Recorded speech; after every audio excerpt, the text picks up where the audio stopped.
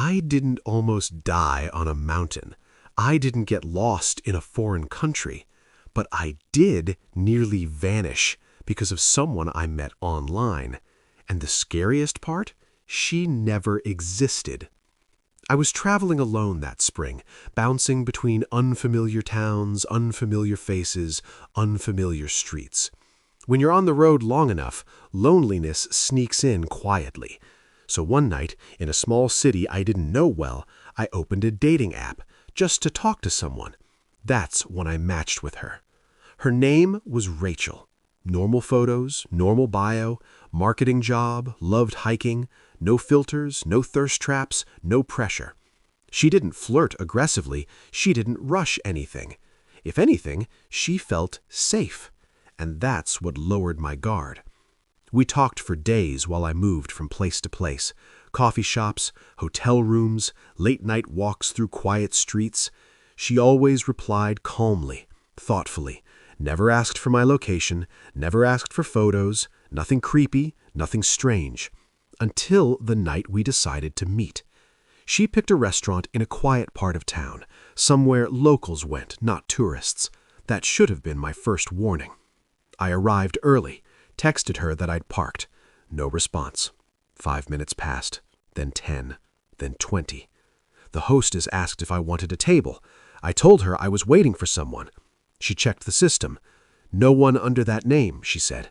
My stomach tightened. I was about to leave when someone walked straight up to me. A man, mid-40s, heavyset, black hoodie, eyes that didn't blink enough. He said my name. That's when my pulse spiked. He smiled softly and said, "I'm Rachel's brother." Every instinct I had screamed no.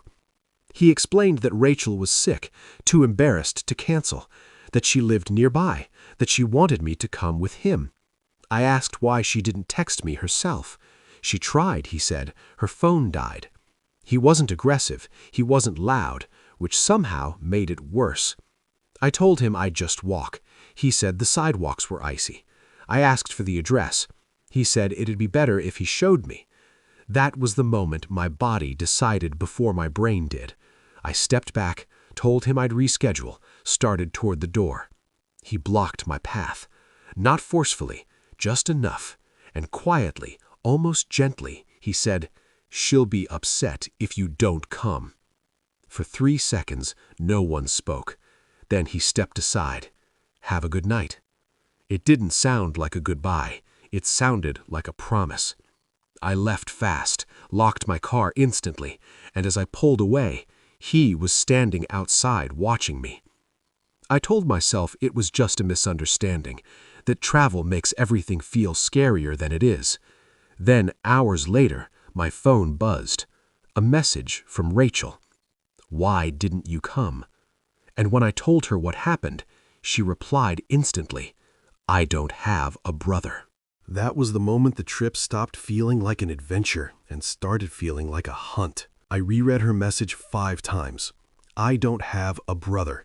My fingers felt numb as I typed back, explaining everything.